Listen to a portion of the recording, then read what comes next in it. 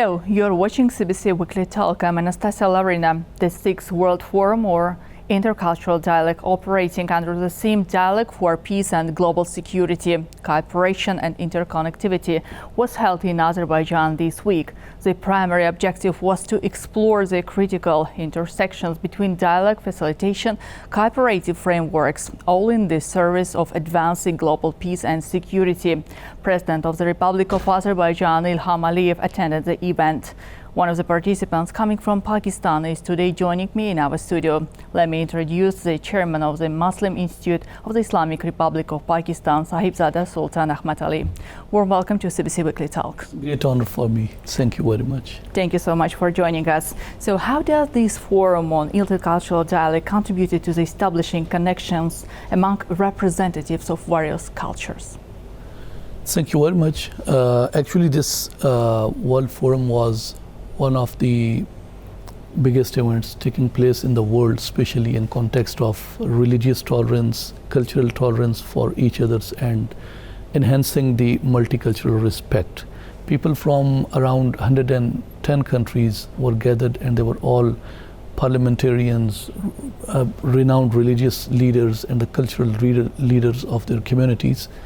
And what it contributed that was the consensus of all the communities and parliamentarians around the world that we will keep respecting each other's cultures, each other's religions, and we will promote the intercultural, interreligious harmony.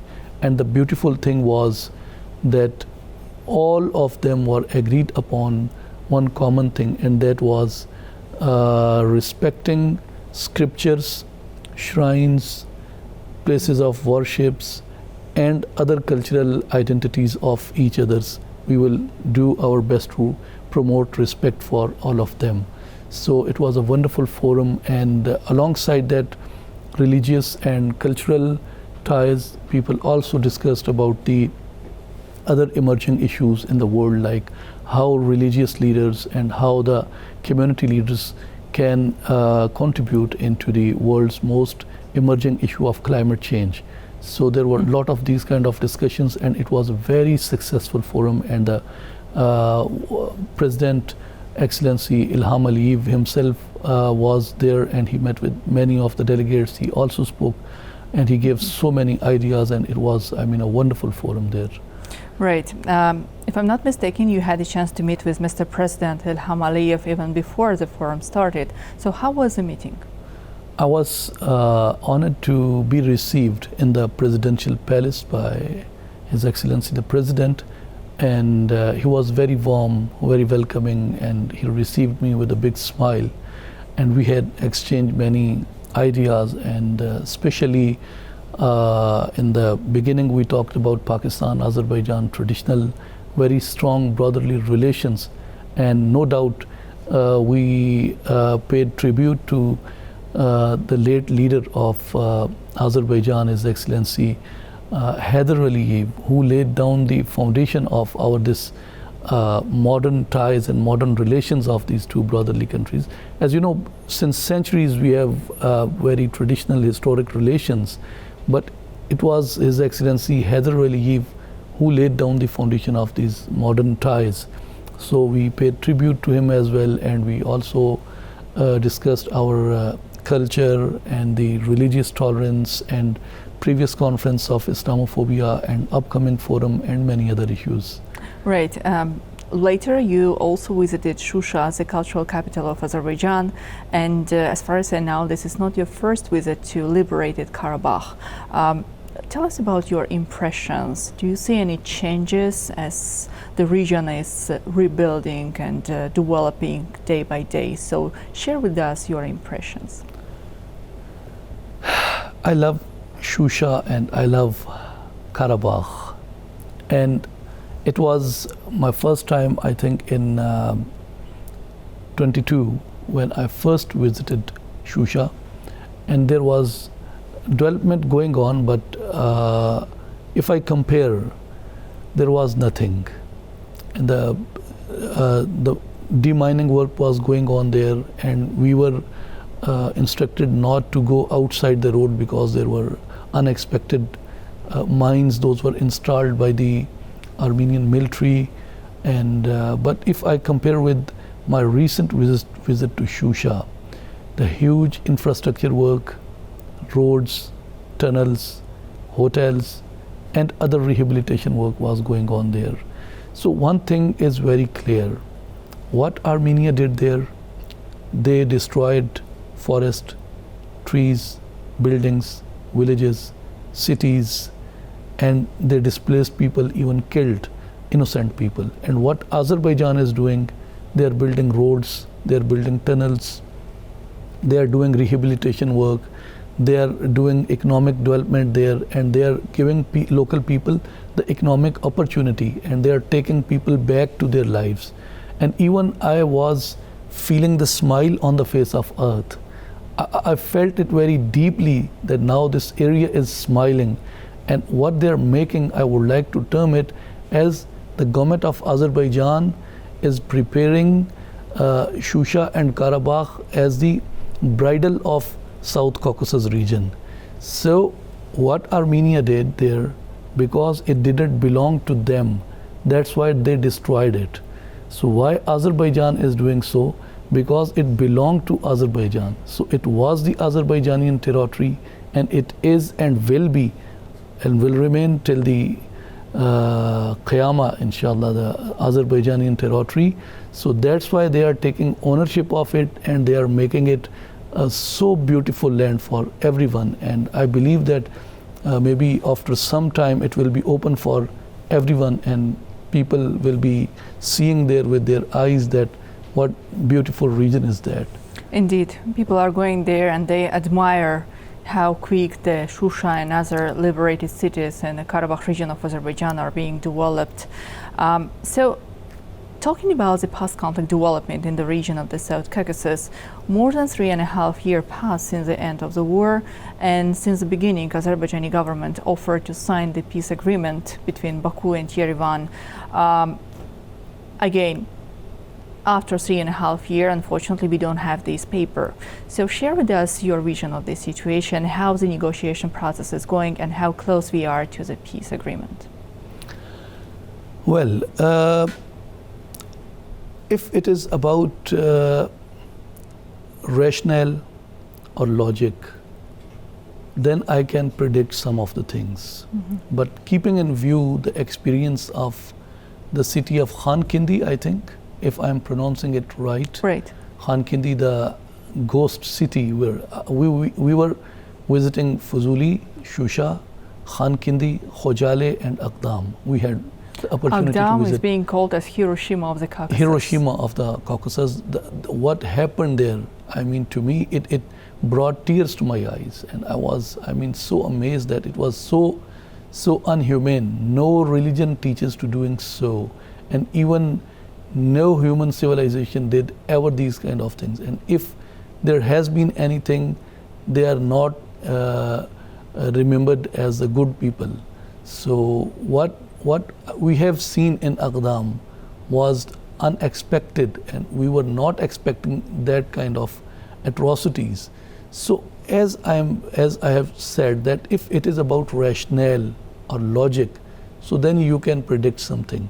But when it is about, some aggressive ambitions and doing thing irrationally and doing thing illegally and expecting things in your barbarian way, so you cannot predict anything. But I salute to the Azerbaijani leadership that they are trying to negotiate in a more legal way and in a more rational and logical way. So what I would recommend is keep doing your best to bring them on any acceptable negotiation. So the Khankindi, the empty city or the ghost city, why it is still ghost, why it is still empty? Because the other party is not accepting any reasonable conditions. So the will to negotiate on the logic is something else. But facing very illogical, irrational ambitions is something else. So to me, my good wishes for the earlier peace agreements, but I cannot predict anything because of the aggressive ambitions of some people. All right.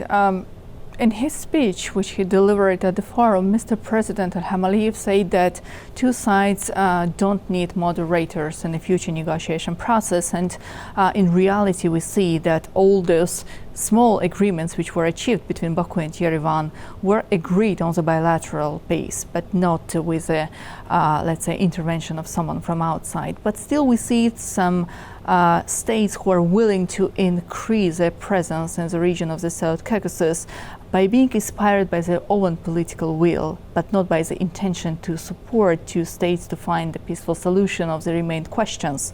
What do you think about this position of some countries who are willing to destabilize the situation in the region by supporting the revanchist movement in Armenia sometimes? Well, Pakistan, if I speak through the Pakistani experience, we had faced a lot of trouble because of these kind of foreign interventions in our neighboring countries. So India was given 16 council offices in different parts of Afghanistan. So what we were expecting was maybe they would be contributing in the economy and in the development of Afghanistan. But what in reality they were doing, they were trying to infiltrate and to penetrate in the neighboring areas of Pakistan.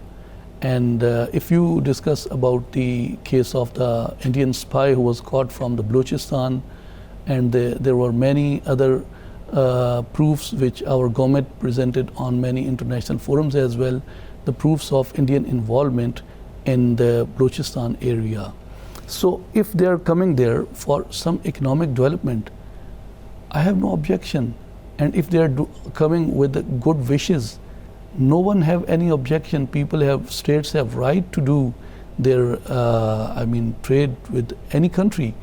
But if that is not your region, if you have no proper interest there, if you don't have any direct trade with them, why you are coming there? So what I fear is the repetition of that 16 council offices in the Afghanistan alongside the border of Pakistan to interfere in the Pakistani territory. So that is my assumption and my assessment, that if some foreign country, those have no long-term economic interest in the Caucasus region, but they are coming into Armenia on the name of economy, so what they would be doing, they will be repeating their same aggressive, illegal ambitions.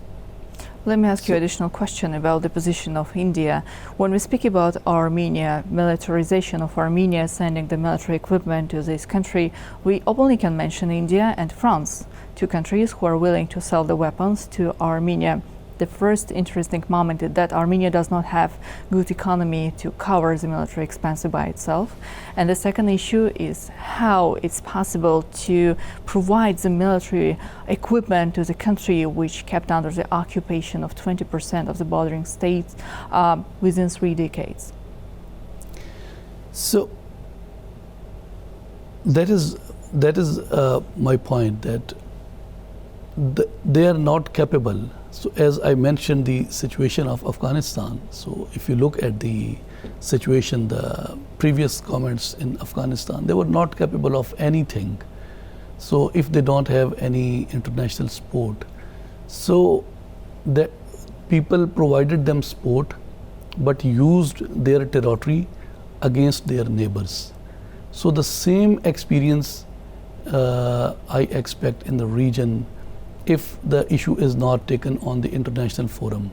So what they will be doing, they will offer some some sweet in a good wrapper, with a good wrapper of sweet, but they will be selling poison in that wrapper. So they are coming on the name of economy, they are coming on the name of education, they are coming in Armenia on the name of rehabilitation and many other things. So the wrapper is a beautiful chocolates wrapper, but what they are selling inside the wrapper is poison against the neighbors and is poison for the Caucasus region. So even if it is India or France, so take another case. So when it comes to the other regional powers or the international powers, I have no objections on them. But when it comes to the India, what happened in Gujarat, what is happening right now during these campaigns of the Prime Minister of India. So they're openly issuing statements. Those are very, very Islamophobic. And if you look at the case of France, so there are many good people, there are many good scholars in the France, and there are many, good organizations in the France. But look at their policy of some of the politicians. They are producing Islamophobia, they are spreading Islamophobia. So what I can feel is the same type of hatred what they are spreading in their own country regarding one of their religious minorities in France or religious minority in India. So if the same ambition is behind, then to me it is, not a proper way for these two countries to interfere in the Caucasus region. They are coming with bad intention. But again, coming back to the interest of India in the region of the South Caucasus, well, we are not bordering states, and the distance is quite significant. Therefore, by providing military equipment or supporting Armenia on the international level, I'm not saying that it's bad to support the government by economic means, as you mentioned rightly, but when it comes to destabilization of the situation, then what is the key interest Indian government has by providing military equipment to Armenia? I'm totally unable to find any of Indian interest other than bringing destabilization in the region. And they actually, if you look at the natural alliances, Pakistan and Azerbaijan, they are very good friends, and we enjoy that, our very cordial relations. So is basically the jealousy. Your enemy will be my enemy. Your enemy will be my enemy. And what one other interesting thing I want to tell you is will be very smile taking for your audience is there is one phrase in our native language which I would like to translate into English is, there are many signs of stupidity, and among them the sign is that if someone is dancing in the marriage of stranger, so going in some area which is not your region, you have no long-term economic interest in the region. And with the other countries as well, you don't have so much large economic ties, and you're going in a state which is not capable for holding their own things. So that is, dancing in the marriage of a stranger, what India or France are doing in Armenia. Well, coming back to the bilateral relations between Azerbaijan and Pakistan, we have quite intensive development of partnership in many spheres when it comes to economy, political, and of course military cooperation. So share with us your vision of the current bilateral development, and where do you think two sides will pay more attention in the near future? If we talk about our brotherly relations, undoubtedly since the beginning, like from 1992 until 2024, without any barrier and without any break, we are enjoying our very cordial relations on the people-to-people love for each other, respect for each other, and the relations between states are very good. If we talk about our academic relations, so many of the Pakistani students studying in Azerbaijan, and many of the Azerbaijani universities, they are teaching Urdu language, and there are some centers in Pakistan, those are teaching Azerbaijani culture and language. And if we talk about many other aspects like culture, language, our trade, so I will talk later about the trade. But these are all very good signs. Our defense cooperation, our we are contributing in COP 29 and many other projects. So all the signs are good and the direction is good. If we talk about economy, so our current trade volume is just $32 million or maybe around that. So to me, as the agriculture, both the countries, they have big agriculture lands and they have so many industries in common, and if they explore their markets properly, to me currently our capacity of enhancing the trade volume is too much, even is beyond imagination. Like if I give you a rough figure, maybe I will be giving you a minimum figure. Like if it is $32 million today, to me, there is capacity of enhancing this trade within 1 or 2 years up to $100 million. So what we need to do is more focusing on the economy. And there is, what I would like to mention, two of the personalities.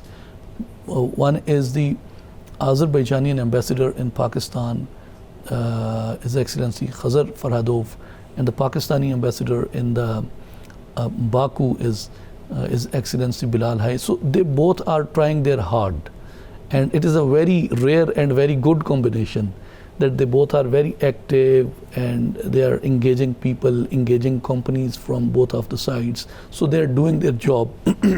So what I would like to encourage the Azerbaijani investors, that they should go to Pakistan more frequently and find out their markets there. We are unofficially population of more than 240 million people. So we are one of the largest populations in the world. So you can find your market there, and likewise I would like to encourage the Pakistani investors to find out their ways in Azerbaijan. Your investments, in my opinion, are very secure in Azerbaijan, as security as per the law and relaxation, especially if you look at the recent flexible conditions for Pakistani rice import and for the flexible conditions of the LNG supplies. So the signs are good, but what we need to do to enhance our bilateral relations is to convert this traditional love into a very strong economic tie. So that is my suggestion, as well as what I believe the vision from the both sides leadership. Well, yes, of course, I totally agree with your point about importance to develop the economic partnership, as there are more possibilities for two sides are opening now.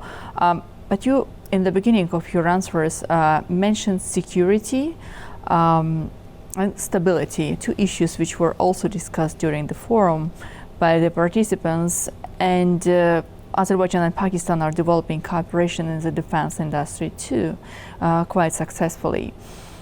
So how do you evaluate the role of our countries in promoting peace and stability in two complicated regions, I would say, and where are their potential for the future development of defense industry? Well, in defense industry, like if we talk about our traditional defense ties, so I was very happy to see in our last national parade on 23rd of March in Pakistan, there was Azerbaijan's, I think, a company who was also participating in our national trade alongside the shoulders of Pakistan Army. So that are good signs. And previously, I think maybe in 2021, we had that trilateral military exercises, Azerbaijan, Pakistan, and Turkey. And also, I think in last year visit of our Prime Minister, he also encouraged for the more joint military exercises and military drills. And also, there is one area which Pakistan has developing like JF-17 Thunder fighting planes. So there are maybe some suggestions or recommendations, or maybe the process is going on for that as well. So what I believe is where we are living, Pakistan has no ambitions for any kind of adventure of war or battle. And likewise, I believe that Azerbaijan is more focused on their internal situation and their economy and their infrastructure and all these kind of things. But unluckily, where both the countries they exist, we have some our very aggressive neighbors. Like if I tell you the story of Pakistan's atomic power, if you look at the history, it was India who started their atomic program first, and it was a direct threat of existence to the state of Pakistan. So it was India who started that arms race in the South Asian region. So if they were more focused on the economy, and if they were not going much involved in these kind of war adventures, so maybe Pakistan would have been also focused on the internal economy and the growth and infrastructure and all these things. Those are good for the human development. So likewise, I believe that where we do exist, unfortunately, we have very aggressive neighbors. But fortunately, we have our very strong will to protect ourselves, as Pakistan is protecting and as the Azerbaijan is protecting themselves. So what we need to do is we can find out many ways in the defense cooperation as well, like as I mentioned, joint military exercises, and we can develop many joint defense industries as well. Right. Like Pakistan is producing with the help of China Al-Khalid tank, which is a wonderful equipment for the battle. So there can be many other joint adventures in the defense industry. Azerbaijan and Pakistan always supported each other's territorial integrity. Within the international organization, in the United Nations or any other international institutions, of course, we express our mutual support, which benefits two nations, two brotherly nations. You told us about your vision of the post-conflict development in the region of the South Caucasus, and now I would like to address my next question about the situation in your region, especially when it comes to the foreign policy priorities of Pakistan. And again, coming back to what we saw here, Azerbaijan luckily resolved the conflict, 3 decades conflict with bordering Armenia, by restoring its territorial integrity and sovereignty. What is happening now between India and Pakistan? How is the situation developing there, and if there is any chance for the resolution of all disputed issues? I would divide my answer into 2 questions. Number one, Pakistan's foreign policy priorities is we are in a transition, especially in context of our foreign policy. In 2020, government of Pakistan issued a new vision for the foreign policy that we will be gradually moving from geostrategic into geoeconomic.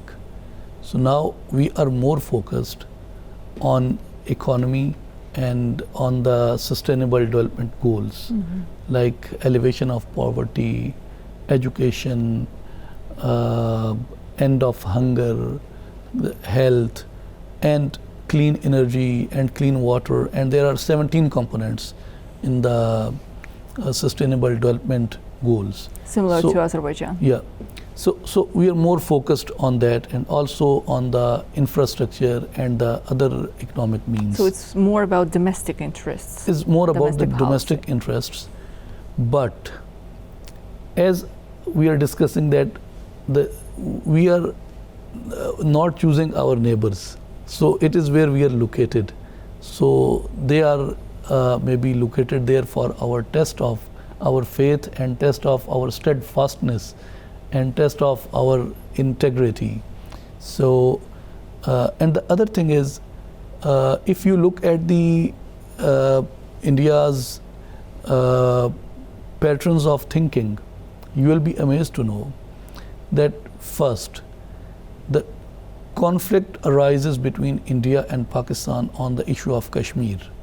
When the British bureaucrats, they draw a line on the Gurdaspur, which was supposed to be the part of Pakistan, but they gave it to India. And then from Gurdaspur, India took the way to Kashmir Valley. And a conflict arises between two newly born states, the Dominion of India and Dominion of Pakistan. And the clashes arises. And what India did, they sent some of their RSS gundas and some RSS terrorists and the fighters into some of the princely states to capture those princely states. Those were going to sign their instrument of accessions with Pakistan. Like I can refer here the case of Junagadh. So likewise, they set a precedent in Junagadh in October 1947 by sending their gundas and their trained fighters of RSS into the state. So when it comes to Kashmir issue in 1948, so tribal men came into Kashmir, so it was a bilateral issue between India and Pakistan. But then their prime minister, they took this issue into the United Nations Security Council. So they made this issue multilateral. So Pakistan agreed upon a multilateral solution of the Kashmir issue with the help of United Nations. But in 1954, then India has taken back their decision, and they started emphasis on the bilateral solution of the issue. But until from 1948 till 1954, so there were many resolutions adopted in the United Nations Security Council and at many other international forums that there is one acceptable solution for Kashmir, and that is the plebiscite according to the international law and with the international presence there. So Pakistan was on the more legal ground, focusing on the multilateral option of the Kashmir issue. But India then, they again took a unilateral decision by claiming that India is not the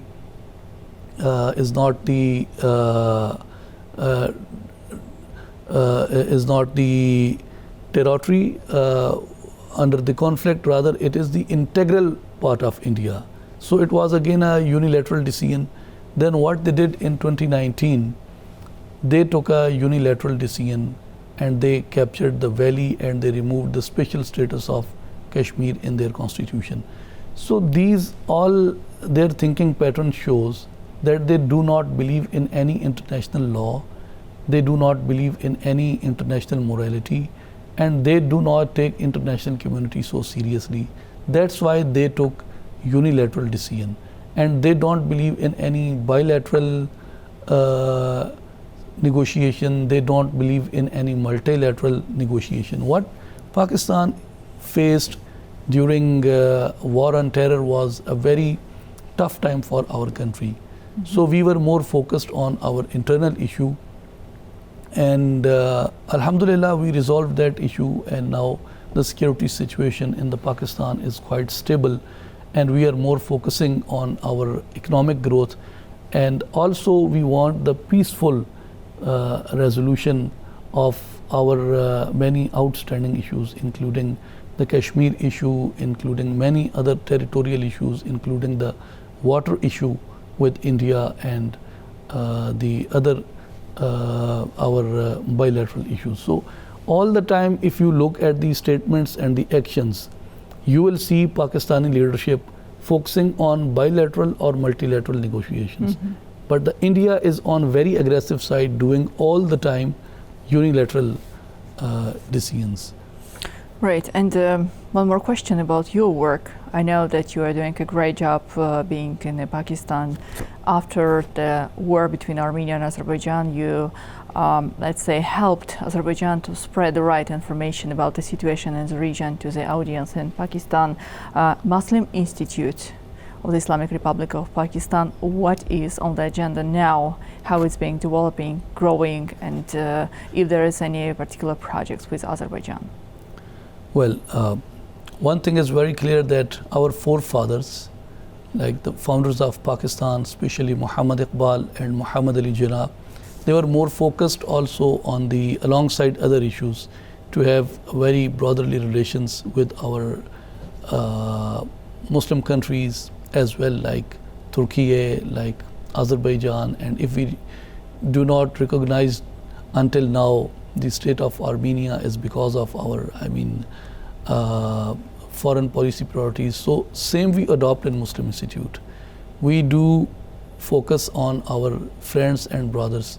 So what is Muslim Institute is doing, that is establishing more academic collaboration with the Azerbaijani academic institutions, like the universities here, think tanks working here, and the other literary organizations are also working here. And we also do focus on spreading truth about both of our issues. Like, and every year on the 26th of February, we commemorate the Khojali genocide, and the also maybe it is in your knowledge that we send our resolution. Those are adopted during the seminars and discussions. We send those to the international community as well, and we spread the truth about the Khojali genocide, and the same